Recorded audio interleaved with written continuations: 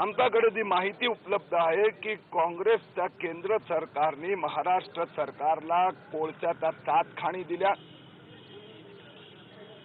जे महाराष्ट्र राज्य सरकारचं महागेनको जे सरकारी कंपनी आहे त्यांनी सांगितलं आम्हाला या चांगल्या खाणी वीज प्रकल्पासाठी द्या। पण त्यावेळी ते उद्योग मंत्री अशोक चव्हाणांनी त्या खाणी त्यांना न देता भ्रष्ट मार्गाने 4 मोठ्या कंपन्याला प्रेझेंट दिल्या, अगदी कमी दरात दिल्या।